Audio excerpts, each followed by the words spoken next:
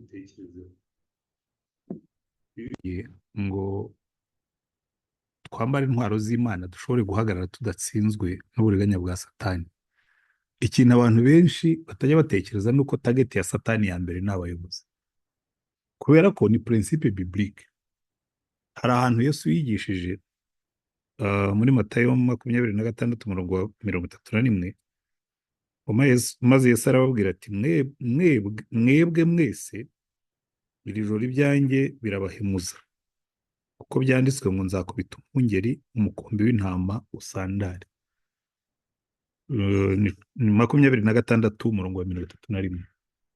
Iyi ni principe abantu benshi batajya batekerezaho cyane, yuko ubundi Satani njya mbyigisha abantu bakora cyangwa biga spiritual warfare, kabwira nanjye mbaye Satani iyi strategy najya nyikoresha.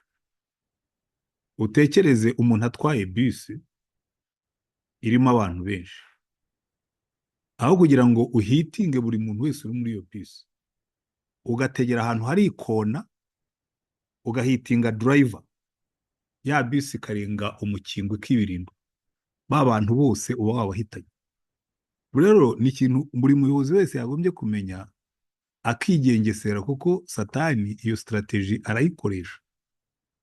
Uzarebe muri Isirayeli, abami bose ba Isirayeli uwarimo w'icyitegererezo yari Dawidi, ariko nawe Satani yakomeje kumugerageza, agaca hirya agaca hino, aza kudiscoveringa ka weakness yari afite kitwa abagore. Yewe Dawidi ubundi ibintu byose yakoraga yarabanzaga akabaza Imana, bakajya ku rugamba yabajije Imana, ariko one good day Satani agomba kuba yaramusabye. Baravuga ngo igihe abandi bami batabaraga, n'ijambo bakoresha rikwereka ko it was intentional, ngo Dawidi yisigarira Yerusalemu, maze kuba complacent, abona ibintu byose byaragezweho, abona ari high achiever. Satani navuga ati ariko ko urimo kuruhuka, reka nkongerereho nkungura ibitekerezo. Ahita agwa. Hari n'abantu bajya babeshyera Batisheba, ngo Batisheba ngo niwe wamukuruye. Batisheba yari yibereye mu gikari, harimo kwikarabira mu rugo rw'iwabo. Yewe nyemwira abantu, yewe iriya fenomeno ya Batisheba ndayumva, kuko nturanye n'umuntu ufite inzu isumba iyanjye. Iyo ari hirya abareba iwanjye neza. Donc erezoma no ku ruhande twebwe tubaho ntabwo rwegereye etage, ariko njya niyimagina nk'umuntu uhagaze aho ngaho muri etage, abareba muri dushe yo ku rundi ruhande rw'inzu y'iwanjye. Rero Dawidi Satani yaramukarikiriye, amufata neza mu gihe ari vulnerable, kandi Isirayeli yose byayigizeho ingaruka. Muzitegereze byagize ingaruka kuri Isirayeli yose, kuko Imana yaramubwiye ngo rero ngo ntabwo inkota izava mu rugo rwawe. Utekereza Abayisirayeli baguye mu ntambara ya Busalomu, kuko nibyo Imana yari yamubwiye, niwo muvumo yari yakuruye. Wishe Uriya, wahamagaye inkota mu rugo rwawe. Salomo agendera mu murage wa se, arongora abagore 1,000 mu busaza bw'abagore baramugusha, atangira kubakira ibigirwamana byabo. Daheri nureba abami bose ba Isirayeli bakurikiye, kuko ntavuze y'amajyaruguru yo ndaje nyigereho. Isirayeli y'amajyepfo yose finaroma barangije bajya mu bunyagano, kubera ko nta mwami muzima totali bagize, abarimo batavugwaho ikintu na kimwe. Yehoshafati ntabwo batwereka Yehoshafati yaguye mu byaha, ariko bamutwereka yagiye muri bad company, ku buryo yari aguyeyo, uretse ko Imana yamutabaye. Niwe mwami ubona wagerageje, ariko nawe bakora ibyangwa n'Uwiteka muri iyo alliance yagiranye na Ahabu. Hezekiya ari mu bami bashimwe, ariko nawe yarangije yerekana ibyo atunze byose. Muze murebe ibyo ntunze, Imana imutuma mu muntu azana ati waberetse ibiki, ati ibyo ntunze byose babibonye, sawa, ibyo wirase byose bazabitwara. Mwaso ikintu kibabaje aravuga ngo ubwo bitazamugihe cyane nta kibazo, bikwereka ngo n'uyu apure mwaro dirije donc umuntu utafite sense ya legacy. By the way, kiriya ni ikibazo buriya tubonye umwanya wo kugenda twiga leadership ya buri mwami tukamureberaho. Tekereza ahantu bakubwira uvuga ngo ngo fine ngo niba bitazaba mu gihe cyanjye ngo ntacyo bitwaye, ni ukuvuga ngo abo buzukuru banjye bazashire nta kibazo. Very often that's what we do. Ntabwo tujya dutekereza legacy tuzasiga inyuma yacu. Undi mwami wabaye muzima ni Asa arifashe amaze gukomera, Imana imutumaho umuhanuzi ngo genda umubwire ngo biriya bintu wakoze, ufata izahabu zo mu nzu y'Imana ukaziha abapagani ngo bagutabare, amukubita urushyi aramubwira ngo ninde wakugize umujyanama wanjye. Uyu ni umuhanuzi yakubitaga ngo amaze rwose ngo aza no kurwara indwara y'ibirenge ngo ntiyashaka Uwiteka, ahubwo ashaka abaganga arinda apfa. Donc bikwereka ngo hari igihe tugenda tudevelopinga za arrogance, ubundi tukadevelopinga ubwo busambanyi, ariko byose ni Satani ubikora, kuko iyo umwami aguye igihugu cyose kirapotera. Amfite ubu twebwe challenge nashakaga gushyiramo aha ni ukugira ya awareness.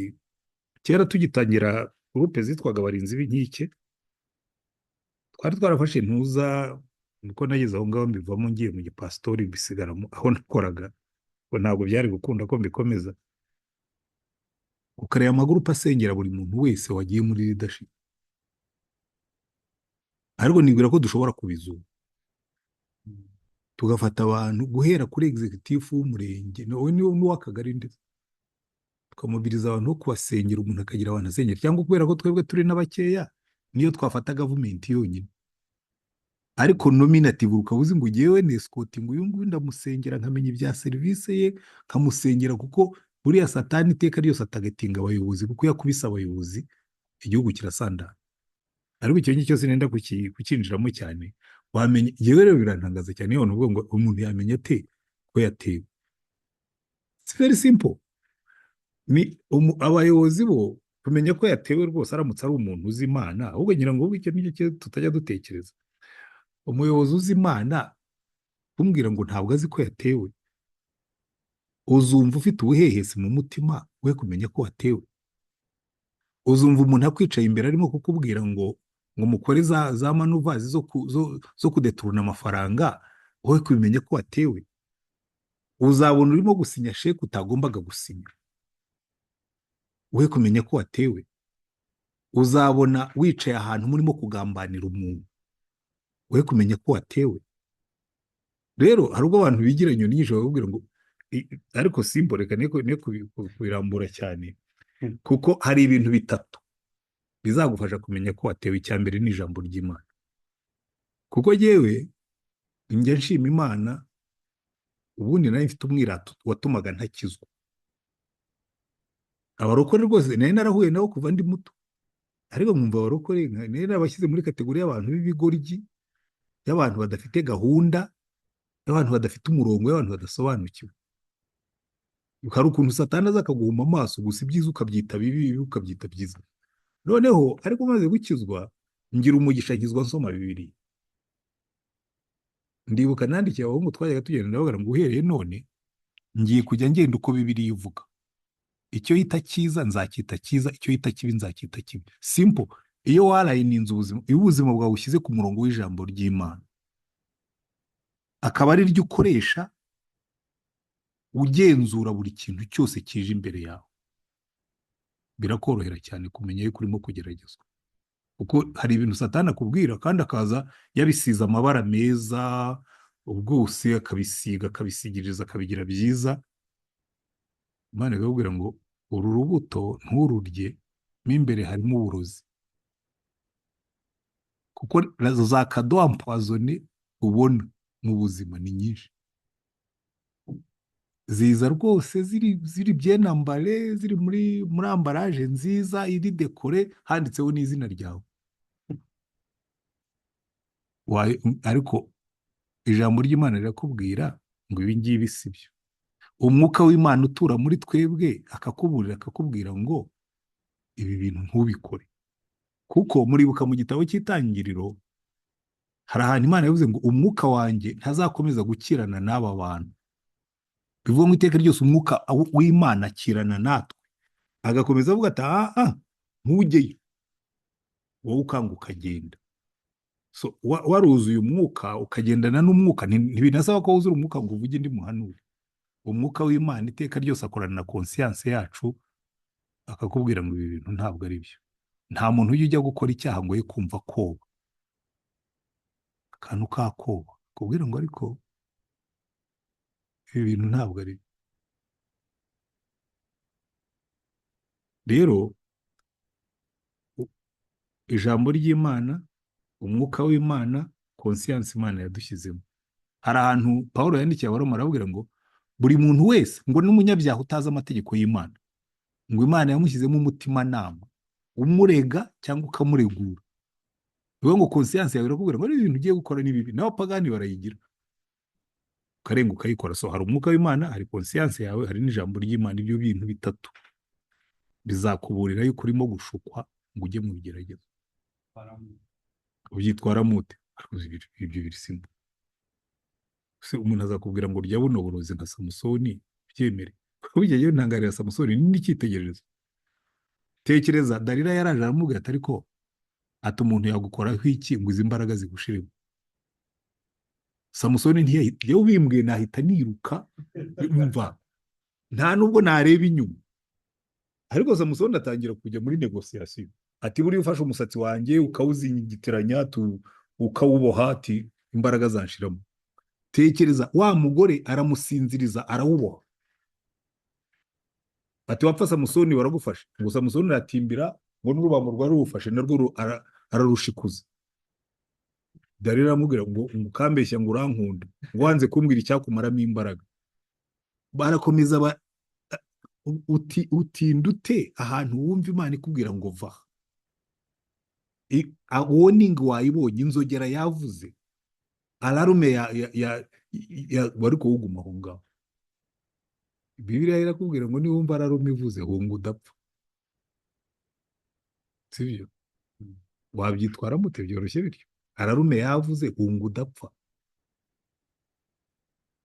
kandi uhunge utareba inyuma. Njya mbibwira abantu, nkunda gutanga ubwo buhamya. Twigeze kujya ushaka kugwa mu mutego, ariko sinababwira ngo ushaka kugwa mu mutego ntawe ubyifuza, ariko chance ni nyinshi ko ushobora kugwamo wagiye Thailand. Thailand buriya ni ahantu haba ubusambanyi bwabaye so ingrained muri tourisme yabo. Tugiye mu masengesho mu murwa witwa Pattaya ku nyanja. Mvuye muri sale yaho twari turi muri hoteli, mvayo njya ku cyumba cyanjye, nsanga umukobwa kabisa wagira ngo Imana yamugishije inama imurema, yegamye ku rugi rwanjye, yegamye ku rugi. Ntabwo yarantegereje ko nta randevu twari dufite, yegamyeho gutya gusa. Noneho mukubita amaso, mbona numvaga Kamema ari bwibwiriza akigirayo. Nazana ndamubwira nti this is my room, do you need company? Numvise, sinzi icyari kuba, ariko numvise deep inside ijwi rimbwira ngo run. Narahindukiye ngenda ntareba inyuma. Rero bikubwira ngo buriya Dawidi iyo abona Batisheba arimo kwiyuhagira, akisubirira mu nzu cyangwa akareba ikindi ajya gukora, akajya kwicurangira inanga, ntabwo yari kuba. Ariko yagiye kubaririza ariko ngo umugore nabonye hariya, ati si Batisheba se mwene Eliyabu umugore wa Uriya w'umuhete? Atari koti. Donko na Bibiliya bitubwira neza ngo irari riratwita rikabyara icyaha. Iyo utemereye ko irari ricumbika iwawe ngo ritwite. Witwa Martin Luther, tari King ariko Martin Luther uriya uwa mbere. Martin Luther yaravuze ngo ntabwo nzabuza inyoni guca mu kirere ngo hejuru y'umusatsi wanjye, ariko ntabwo nzemerera ko zarikamo ibyari. Sinzabuza inyoni guca hejuru yanjye, ariko sinzazemera ko zarika ibyari mu musatsi wanjye. Meaning sinzemera ko ziza gutura muri jyewe. Icyo rero nicyo kintu cyoroshye. Bibiliya iratubwira ngo nubona ugeze muri temptation, run, hunga udapfa. Icya kabiri cyavugaga ngo ibigeragezo ibigeragezo ni nta wabo ibigeragezo byose reka mfatire kuri Yobu kuko hari igihe abantu bakubwira ngo ibigeragezo ngo ufashe Yakobo igice cya mbere umurongo wa 12 baravuga ngo hahirwa umuntu wihanganira ibimugerageza ko namara kwemerwa azahabwa ikamba ry'ubugingo iry'Imana yasezeranije abayikunda. Umuntu niyoshywa gukora ibyaha iyo kuvuga ati Imana niyo inyoheje kuko bidashoboka ko Imana yoshywa n'ibibi cyangwa ngo nayo igire uwibyoshya. Ahubwo umuntu wese yoshywa iyo akuruwe n'ibyo ararikiye bimushukashuka. Nuko iryo rari riratwita rikabyara ibyaha, ibyaha nabyo bimaze gukura bikabyara urupfu. Buriya hari ubwoko bubiri bw'ibintu bitugeraho. Hari trials. Trials na temptation biratandukanye. Trials iyo ndwaye twese turarwara. Trials tuzihuriraho n'abapagani nabo zibageraho. Turarwara, turapfusha, turahomba muri business, twirukanwa ku kazi. Izo ni trials. Ariko temptations ni bya bindi. Ikibazo rero kibamo aho abantu batajya babibona nuko trials kenshi Satani azikoreramo. Reka mbaho urugero rufatika kugira ngo mubyumve neza. Yobu yagize trials, nizo Satani yakoresheje kuko yari abizi yuko temptations ntiziri bukore. Kuko iyo usomye igitabo cya Yobu ubona principe Yobu yari yarashyizeho, ntabwo temptations zari gukora. Kuko Yobu yari hari ahantu avuga ngo nasezeranye n'amaso yanjye kutazareba umugore, kutazareba inkumi ngo nyifuze. Umuntu rero umeze gutyo wasezeranye n'amaso ye, temptations ubwo ziba zaneshejwe. Ariko trials Satani avuga ati uyu nguyu temptations zitwara mutsinzo, ariko reka nkwereke mumbe mushyire muri trials, mumbe mugerageze. Amwicira abana, amwicira inka, amwicira amatungo biranyagwa. Ibyo ubwabyo Yobu yarabyumvise, noneho bihinduka temptation yo kuva ku Mana. Ariko stage 1 yikomeza ku Mana, aravuga ngo Uwiteka yari yampaye, Uwiteka arishubije, Uwiteka himbaza. Muri trials zize zimwegereza Imana kurushaho.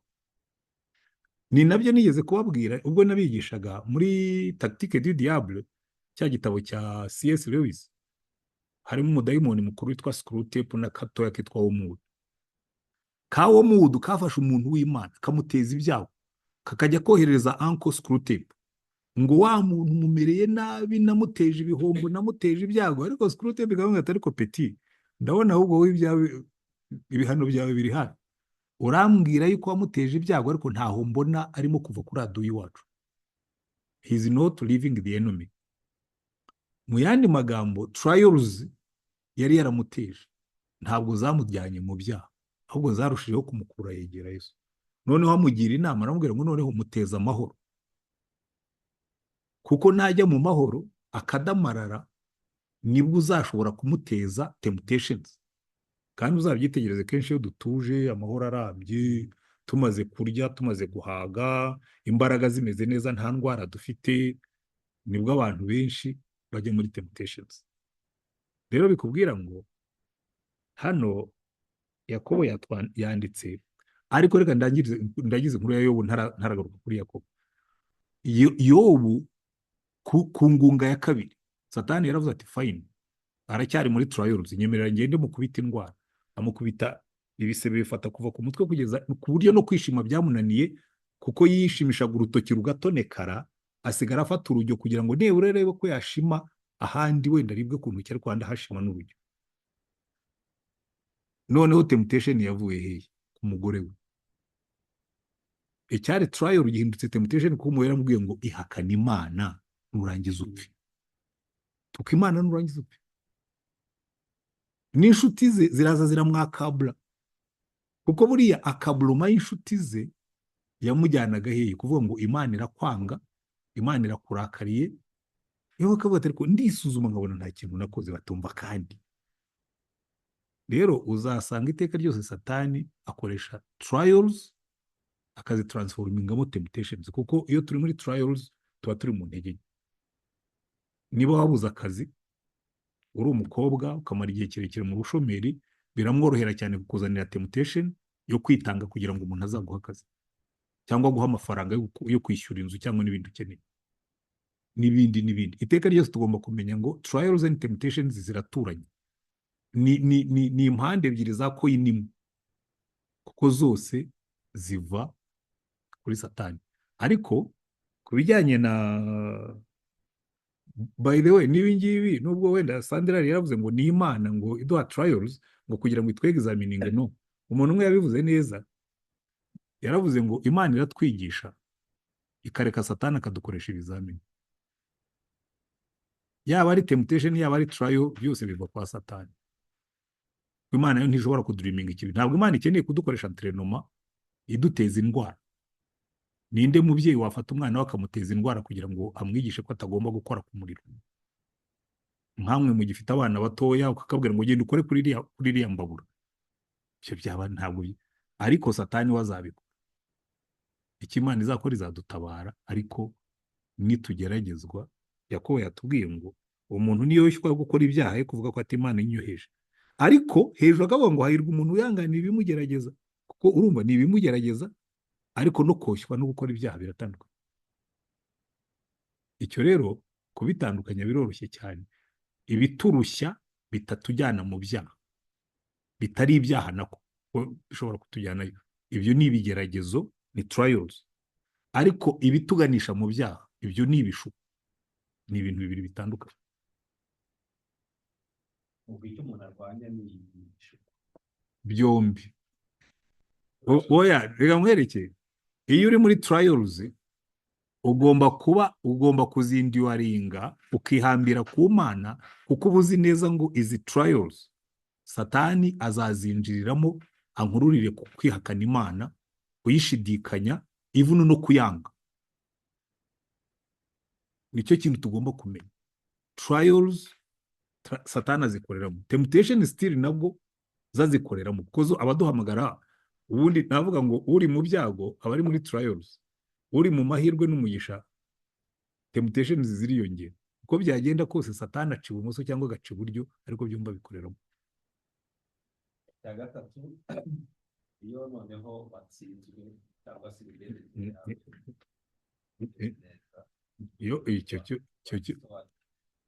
iyo watsinzwe rwose dufite ingero nyinshi. Ntabwo ari nyinshi, nari ngiye kubeshya ngo dufite ingero nyinshi. Ariko buriya ikintu nkundira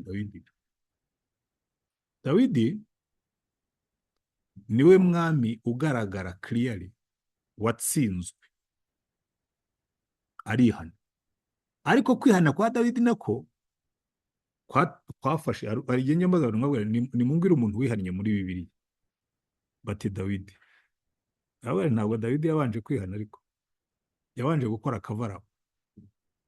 Buriya akavarapu ya Dawidi yafashe Batisheba barasambana, amutera inda.